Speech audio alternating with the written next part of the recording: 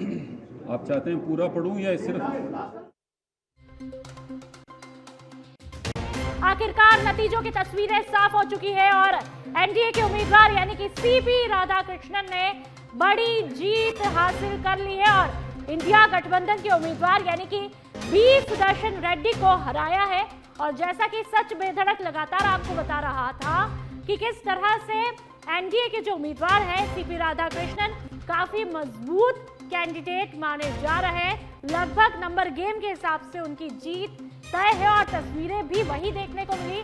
आखिरकार इंडिया गठबंधन के उम्मीदवार यानी कि बी सुदर्शन रेड्डी को उन्होंने हरा डाला है और अब नए उपराष्ट्रपति सीपी राधाकृष्णन होंगे। इस वक्त की बड़ी खबर, उपराष्ट्रपति चुनाव को लेकर के नतीजों की तस्वीर अब साफ हो चुकी है और सीपी राधाकृष्णन नए उपराष्ट्रपति के तौर पर देखे जाएंगे। जैसा कि पूर्व उपराष्ट्रपति जगदीप धनखड़ ने जुलाई में इस्तीफा अचानक से दे दिया था, उसके बाद में यह पद खाली हुआ और उसको लेकर के बाद में एनडीए की तरफ से सीपी राधाकृष्णन को मैदान में उतारा गया, जो कि महाराष्ट्र के राज्यपाल है। और ऐसे में अब नतीजों की तस्वीर तमिलनाडु से ये आते हैं यानी कि दक्षिण से आते हैं और बचपन से तकरीबन 16 साल की आयु से आरएसएस से भी जुड़े रहे हैं। एक मजबूत बेदाग छवि इनकी मानी जाती है और आज जिस तरह से तस्वीरें देखने को मिली लोकतंत्र की बेहद वो खूबसूरत तस्वीरें आज हमने आपने देखी कि किस तरह से तमाम सांसदों ने यहाँ पर अपने मताधिकार का इस्तेमाल किया। और अब जैसा कि लगातार आपको सुबह से ही सच बेधड़क ये बता रहा था कि उपराष्ट्रपति चुनाव को लेकर के नतीजों की तस्वीर में एनडीए के कैंडिडेट सीपी राधाकृष्णन काफी मजबूत है। चाहे हम नंबर गेम के लिहाज से इन तस्वीरों को देखें तो सीपी राधाकृष्णन काफी मजबूत दिखाई दी और हुआ भी वही। आखिरकार इंडिया गठबंधन के जो उम्मीदवार है बी सुदर्शन रेड्डी को उन्होंने शिकस्त दी है और अब नए उम्मीदवार के तौर पर नए उपराष्ट्रपति। और चलिए अब आपको आंकड़ा भी बता देते हैं कि 452 वोट यहां पर एनडीए के कैंडिडेट यानी कि सीपी राधाकृष्णन को मिले थे। और आखिरकार लगातार हम आपको बता रहे थे कि नंबर गेम के हिसाब से वो आगे दिखाई दे सकते हैं और हुआ भी वही। ऐसे में 452 सीपी राधाकृष्णन को वोट मिलते हैं और अब नए उपराष्ट्रपति के तौर पर सीपी राधाकृष्णन देखे जाएंगे।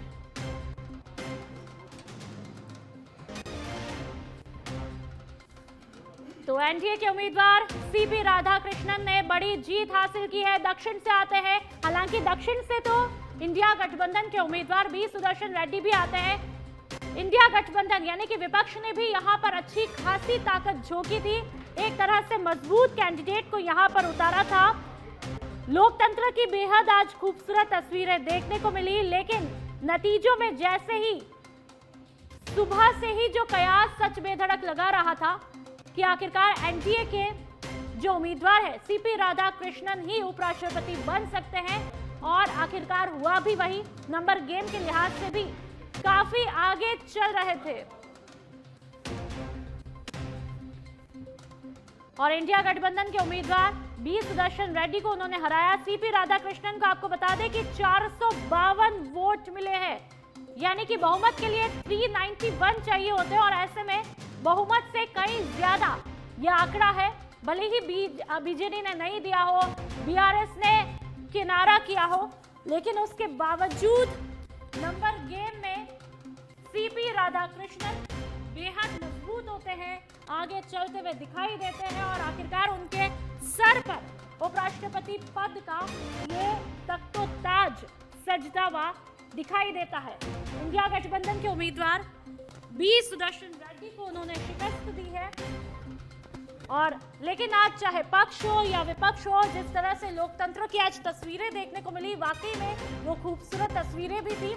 और जो ये चुनाव होता है उपराष्ट्रपति का, इसमें जाहिर सी बात है व्हिप भी नहीं जारी किया जाता है क्योंकि कोई चुनाव चिन्ह नहीं होता है और ऐसे में बड़े ही अच्छे तरीके से आज तमाम सांसदों ने अपने मताधिकार का इस्तेमाल किया। तो उपराष्ट्रपति चुनाव को लेकर एक बहुत महत्वपूर्ण बड़ी खबर, नतीजों की तस्वीर सच बेधड़क ने साफ की है। जिस तरह से सुबह से ही सच बेधड़क लगातार उपराष्ट्रपति चुनाव को लेकर के आपको खबरें बता रहा था, अपडेट दे रहा था और आखिरकार समय पर आपके सामने नतीजों की तस्वीर आप देख सकते हैं। प्रधानमंत्री नरेंद्र मोदी सभी का अभिवादन स्वीकार करते हुए नए उपराष्ट्रपति के तौर पर अब सीपी राधाकृष्णन सभी का जो है अभिवादन उन्होंने स्वीकार किया। साथ ही आप देख सकते हैं रक्षा मंत्री राजनाथ सिंह और अमित शाह भी यहां पर मौजूद है। सुबह से ही लोकतंत्र की बेहद खूबसूरत ये तस्वीरें और अर्जुन राम मेघवाल को आपने इन तस्वीरों में देखा। एनडीए के उम्मीदवार सीपी राधाकृष्णन ने ये जीत हासिल की है। चाहे इंडिया गठबंधन के उम्मीदवार और चलिए बीजेपी के प्रदेशाध्यक्ष मदन राठौड़ हमारे साथ में फोन लाइन पर जुड़ चुके हैं। मदन जी बहुत बहुत बधाई नए उपराष्ट्रपति के तौर पर सीपी राधाकृष्णन। हमको लगता भी था, हमने सुबह ही जब मीडिया ने भी पूछा तो हमने बताया कि लगभग 150 वोटों से जीतेंगे। तो बहुत खुशी की बात है कि कांग्रेस ने ही एक आह्वान किया था, आत्मा की आवाज पर वोट दो, तो फिर आत्मा की आवाज पर वोट हमको मिल गए और हमारे सीपी राधाकृष्णन जी की बहुत शानदार जीत हुई। उनको बहुत बहुत बधाई और आप सबका भी बहुत बहुत धन्यवाद। जी बिल्कुल मदन जी, आज जिस तरह की तस्वीरें भी सुबह से हमने देखी वाकई में लोकतंत्र की बेहद खूबसूरत तस्वीरें हैं। लेकिन कांग्रेस ने भी ये, चाहे मैं जयराम रमेश की बात करूं जिन्होंने एक्स पर पोस्ट किया था कि विपक्ष भी काफी मजबूत दिखाई देता है, लेकिन नतीजों में ये साफ तौर पर देखने को मिल जाता है कि आखिरकार सीपी राधाकृष्णन अब नए उपराष्ट्रपति के तौर पे होंगे। लेकिन आप ये तो मानते हैं कि विपक्ष भी काफी मजबूत रहा? नहीं, विपक्ष तो बिखर गया ना। वो आपने देखा नहीं, विपक्ष ने एक प्रयास किया था तोड़ फोड़ करने का, तो वो खुद टूट गए ना। हाँ, उनको आज संख्या गणित के हिसाब से जो चैनल सारे दिखा रहे थे सुबह, उस चैनल्स में 100 से कम बता रहे थे सारे चैनल्स। तो ये हमारी बहुत शानदार जीत है और विशेष रूप से सीपी राधाकृष्णन जी की खुद की प्रतिभा भी है और हमारे आदरणीय मोदी जी के प्रति, उनके काम के प्रति आम सांसदों का विश्वास भी बढ़ा है। और ये हमारी जो जीत हुई है ये एक्चुअली लोकतंत्र की जीत है इसमें, और मैं उन सब का भी बहुत बहुत धन्यवाद दूंगा जिन्होंने और उपराष्ट्रपति चुनाव में सीपी राधाकृष्णन जी के पक्ष में मतदान किया। लेकिन हम सभी का धन्यवाद देंगे कि जिन्होंने और लोकतांत्रिक तरीके से इस प्रक्रिया में भाग लिया। बिल्कुल मदन जी, लेकिन जो आज तस्वीरें देखने को मिली वाकई में बहुत खूबसूरत तस्वीरें देखने को मिली। लेकिन एक तस्वीरें ये भी आई थी जब मल्लिकार्जुन खड़गे और नितिन गडकरी साहब भी साथ में जाते हैं और मताधिकार का इस्तेमाल करते हैं। इसके अलावा इस बात पे तो रिएक्शन चाहूंगी, जीत के अंतर पर क्या कुछ कहेंगे? देखिए, ये बात सही है कि लोकतंत्र में पक्ष विपक्ष होते ही हैं, लेकिन कटुता नहीं होनी चाहिए। ये अच्छी बात है, सौहार्दपूर्ण वातावरण में सबने मतदान किया, ये बहुत अच्छी बात है। यदि गडकरी जी और खड़गे जी साथ साथ गए तो होता ही है, आपस में स्नेह तो है ही है, दुश्मनी थोड़ी है। लेकिन सही तरीके से और सारी प्रक्रियाएं हुई और जो कांग्रेस ने जो प्रयास किए उसमें कांग्रेस फेल हुई है। उसने तोड़ फोड़ करने की कोशिश की थी, तभी तो कहा आत्मा की आवाज पर वोट दो। और आत्मा की आवाज पर जब वोट देने की बात आई तो आत्मा उनकी सबकी हमारे सीपी राधाकृष्णन के पक्ष में हुई। इसलिए ये तो हमारे लिए बहुत गौरव की बात है, खुशी की बात है। मैं सभी का बहुत बहुत धन्यवाद देता हूं। ठीक है मदन जी, हमारे साथ में सहयोगी दीपक व्यास भी जुड़े हुए, वो भी आपसे सवाल करना चाहेंगे। मदन जी, आपको एक उम्मीद थी कि 422 के आसपास एनडीए का जो बहुमत था वो 422 था, लेकिन आपको मिले 452, यानी कि लगभग 30 वोट जो है वो ज्यादा मिल गया। तो ये तो कहीं ना कहीं आपने सेंधमारी कर दी दूसरे दलों के अंदर। नहीं, सेंधमारी नहीं की। देखिए, ये कांग्रेस ने कहा ना आत्मा की आवाज पर वोट दो, तो कांग्रेस के कई लोगों की आत्मा वो जाग गई और उन्होंने और सही जगह मतदान कर दिया, तो ये तो ठीक हुआ ना, आत्मा जगती तो है ही है। अच्छा मदन जी, 319 वोटों की उम्मीद कांग्रेस पार्टी यानी कि इंडी गठबंधन को थी, जो कि ये पूरा ब्लॉक था, लेकिन उन्हें मिले 300 वोट, 19 वोट उनको कम पड़ गए। तो कहीं ना कहीं अब उनके लिए भी सोचने वाला विषय, मंथन का विषय, आत्ममंथन का विषय पूरे इंडिया गठबंधन के लिए है। वो पार्टी बिखरेगी, उसमें विखंडन होगा, अभी और देखते जाइए, बहुत कुछ होगा, मोह भंग हो गया लोगों का। अच्छा, ये बिहार चुनाव से जोड़कर यदि हम देखें तो क्या ये एक अलार्मिंग सिचुएशन है कांग्रेस पार्टी के लिए? बिहार भी जीतेंगे, सारे चुनाव जीतेंगे। ठीक है मदन जी, बहुत शुक्रिया आपका। तो देखिए नुपुर, बड़ी सेंधमारी यहां पर कर दी है एनडीए ने। पूरे बीजेपी और बीजेपी के साथ में जो सहयोगी दल थे उन्होंने एक तरीके से सेंधमारी कर दी। 422 के आसपास इनके पास आंकड़ा था, बहुमत से 67 से ज्यादा का, लेकिन अब जो मिले हैं वोट वो 152 वोट ज्यादा मिल गए हैं। 152 वोटों से जीत दर्ज की है, तो 30 वोट इन्हें ज्यादा मिले, जितनी उम्मीद थी उससे ज्यादा। तो कहीं ना कहीं बीजेपी काफी उत्साहित है, जो एनडीए वो उत्साहित है। और अब कुल मिलाकर सोचना पड़ेगा कांग्रेस पार्टी को, उसके सहयोगी जो दल है उनको, कि आखिर कहां पर उनसे चूक हो गई, कहां अंतरात्मा की आवाजों को लेकर बातें की जा रही थी, आत्मा की आवाज को लेकर बात की जा रही थी। लेकिन एक बड़ा नुकसान इंडी गठबंधन और खासतौर पर कांग्रेस पार्टी के लिए माना जा सकता है। क्या बिहार चुनाव से पहले दीपक ये माना जाए कि ये इंडिया गठबंधन के लिए अच्छे संकेत नहीं है? देखिए निश्चित तौर पर ये लगातार जिस तरीके से वोट अधिकार यात्रा निकाली गई, जिस तरीके से लगातार राहुल गांधी तेजस्वी यादव के साथ में बिहार घूमते हैं, अलग अलग जगह प्रधानमंत्री मोदी के खिलाफ टिप्पणियां की गई, और तमाम जो एक तरीके से माहौल जो बनाया गया, सियासी शगुफा भी हम कह सकते हैं जो छेड़ा गया था, उसमें कहीं ना कहीं यहां पर पार पाते हुए कांग्रेस पार्टी उसके सहयोगी गठबंधन नजर नहीं आए। और ये अलार्मिंग सिचुएशन अनुपुर की, उन्हें सोचना पड़ेगा कि आखिर कहां पर चूक हुई है। जितनी उम्मीद उन्हें थी उस उम्मीद से भी कम वोट यहां पर उन्हें मिल पाए, तो ये सोचने वाला विषय। और खासतौर पर बिहार चुनाव से ठीक पहले, क्योंकि कहीं ना कहीं जिन वोटों की उन्हें उम्मीद थी वो वोट जब नहीं मिल पाए, क्योंकि एक तरीके से गोपनीय पूरा मतदान होता है, तो ऐसे में कोई इसके लिए व्हिप जारी नहीं किया जाता है, जितनी जानकारी मेरे पास है। तो ऐसी स्थिति में अभी इन्हें सोचना पड़ेगा कि आपके खुद के सांसद आखिर कहां चूक जाते हैं, या आपके सहयोगी दलों के सांसद कहां पर चूक जाते हैं। ये बहुत ही सोचने वाली विषय है। बिल्कुल दीपक, तो ये कहना ठीक रहेगा कि कहीं ना कहीं एनडीए को एक कॉन्फिडेंस, एक बूस्टर डोज मिला है बिहार चुनाव से पहले, क्योंकि बिहार चुनाव से पहले ये इलेक्शन कई मायनों में खास हो जाता है। देखिए हाँ बिल्कुल, हम लगातार कह रहे हैं, हमने मदन जी से भी इस बात को लेकर सवाल किया था कि क्या बिहार चुनाव से पहले एक कहीं ना कहीं बूस्टर डोज मिल गई क्या बीजेपी को, एनडीए को, तो वो भी यहाँ पर कहते हुए सिर्फ ये नजर आए, उन्होंने हालांकि ज्यादा इस पर टिप्पणी नहीं की, लेकिन वो ये कह रहे थे कि बिहार भी हम जीतेंगे। तो कहीं ना कहीं उत्साहित तो है भारतीय जनता पार्टी का खेमा भी, और साथ में जो एनडीए का खेमा है, यानी कि पूरे जो उनके सहयोगी दल है वो तमाम लोग खुश हैं। आज ये जो रिजल्ट जिस तरीके से आया है, सीपी राधाकृष्णन ने उपराष्ट्रपति पद के चुनाव पर जो जीत दर्ज कर ली है, 452 वोट उन्हें मिले हैं, 152 वोटों के अंतर से उन्होंने जो जीत दर्ज की है, वो कहीं ना कहीं इनके लिए बहुत ही ठीक स्थिति मानी जा सकती है। हालांकि राजनीति में सब कुछ संभव होता है, कभी भी जो दोस्त होता है वो दुश्मन बन जाता है, दुश्मन दोस्त बन जाते हैं, अमूमन देखा भी है। और यही एक वजह थी कि आज जो लगातार चीजें सामने आ रही थी कि लोकसभा में शिरोमणि अकाली दल के एक सांसद थे, वो भी पंजाब में बाढ़ के चलते नहीं आए, कुछ दूसरे दलों ने मतदान का बहिष्कार कर दिया था कि हम वो जो वोटिंग है उसमें हिस्सा नहीं लेंगे। तो ये तमाम चीजें हैं जो बीजेपी के लिए भी कहीं ना कहीं फायदे का सौदा साबित हुई है। बिल्कुल दीपक, एक महत्वपूर्ण बात यह भी है, जब कैंडिडेट को मैदान में उतारा गया तो हमने देखा, चाहे मैं इंडिया गठबंधन के कैंडिडेट की बात करूं या फिर एनडीए के जो कि अब उपराष्ट्रपति हैं सीपी राधाकृष्णन की मैं बात करूं, दोनों ही दक्षिण से आते हैं। तो ऐसा कहा जा रहा है कि एनडीए भाई अब क्योंकि दक्षिण में काफी कमजोर है, क्या वहां पर दक्षिण को मजबूत करने की रणनीति के चलते उन्होंने ये कार्ड खेला है? इस पर क्या कुछ कहेंगे?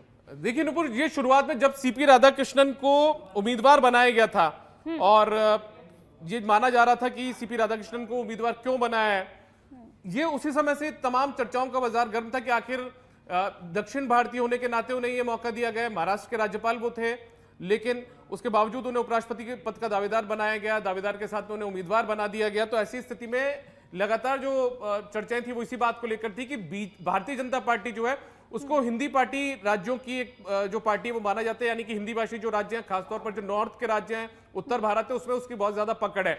लेकिन जिस तरीके से सीपी राधाकृष्णन को उम्मीदवार बनाया गया और उसके बाद में सुदर्शन रेड्डी को जो उम्मीदवार बनाया गया इंडी गठबंधन की तरफ से, तो ऐसे में खास तौर पर यही था कि यदि बीजेपी ने दक्षिण का कार्ड खेलने की कोशिश की है, एनडीए ने दक्षिण का कार्ड खेलने की कोशिश करी है, तो उसके सामने इंडी गठबंधन ने भी एनडीए के सामने अपना दक्षिण का उम्मीदवार उतारा और एक सुप्रीम कोर्ट के पूर्व न्यायाधीश को चुनावी मैदान में उतार दिया। उनके जो कुछ फैसले थे उनको यहां पर जिक्र किया गया, उनको भी बुलाने की कोशिश की गई थी कि शायद इसकी वजह से उन्हें लाभ मिल पाएगा, लेकिन वो लाभ तब्दील नहीं हो पाए, लाभ में तब्दील नहीं हो पाया, जीत नहीं पाए हैं इंडी गठबंधन के उम्मीदवार। और बीजेपी की एंट्री के तौर पर भी इसे माना जा सकता है, एनडीए की एंट्री के तौर पर भी दक्षिण भारत में इसे माना जा सकता है। बिल्कुल, एक दक्षिण भारत के लिए कहीं ना कहीं एनडीए की तरफ से उनकी मजबूती के संकेत देखने को मिल रहे हैं। तो क्या दीपक ये कहना भी ठीक रहेगा कि भाई इंडिया गठबंधन जो है अब दक्षिण में कमजोर पड़ जाएगा? क्या ये कहना ठीक रहेगा?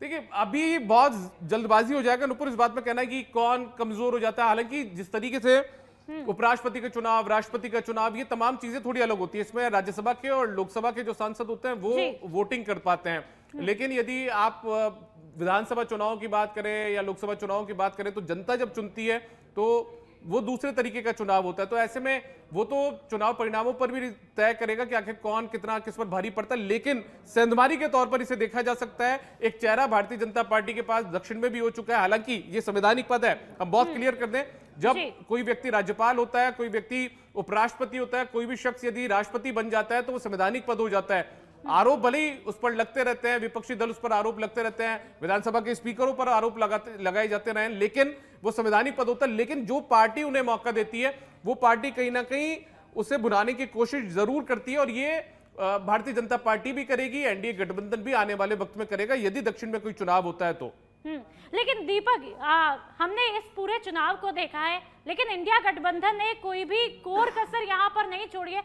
उन्होंने अपनी तरफ से कोशिश की है कि हम मजबूत कैंडिडेट को मैदान में उतारें, और उसके रूप में बी सुदर्शन रेड्डी जो कि सुप्रीम कोर्ट के पूर्व जज रह चुके हैं, और ऐसे में यदि हम उनके कुछ फैसलों को देखें तो काफी प्रो फैसले उन्होंने लिए थे, तो उनकी कोशिश कहीं ना कहीं तो देखने को मिली थी। देखिए, एक अच्छा कार्ड खेलने की कोशिश की थी कांग्रेस पार्टी ने भी, इंडी गठबंधन ने भी। उन्होंने सोचा था कि ये जो उपराष्ट्रपति का चुनाव होगा इसे हम काफी रोमांचक बना देंगे।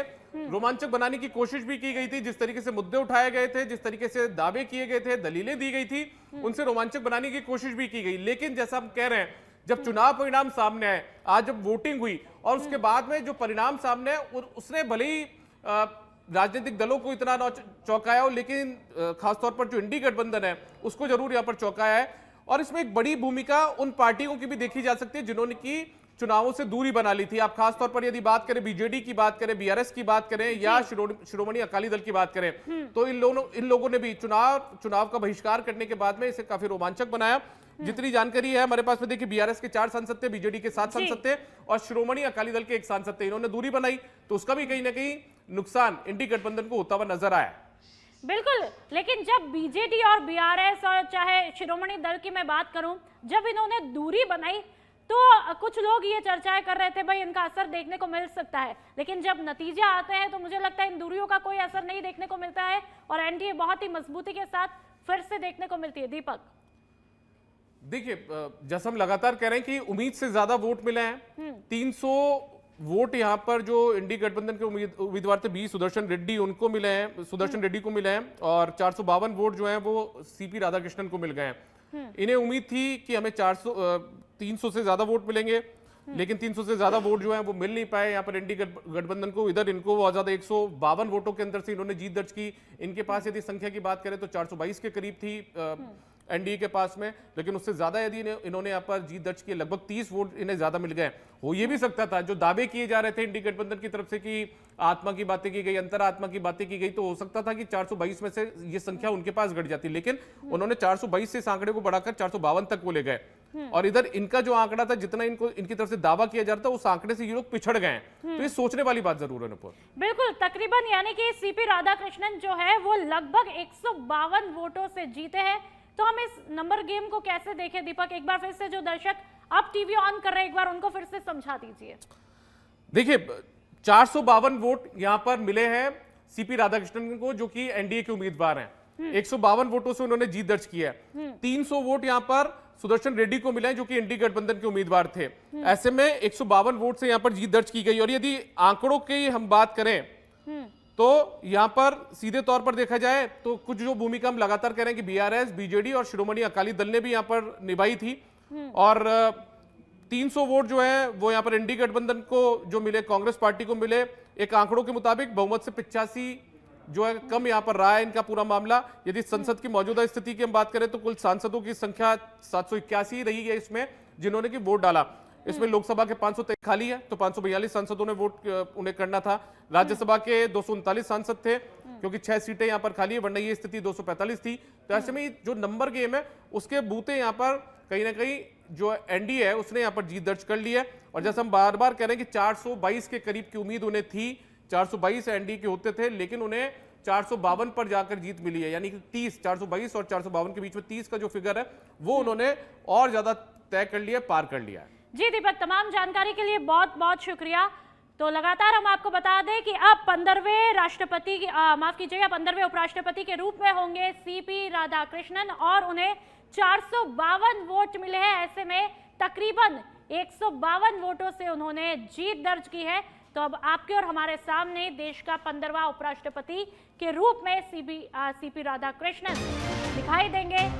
एनडीए के उम्मीदवार सीपी राधा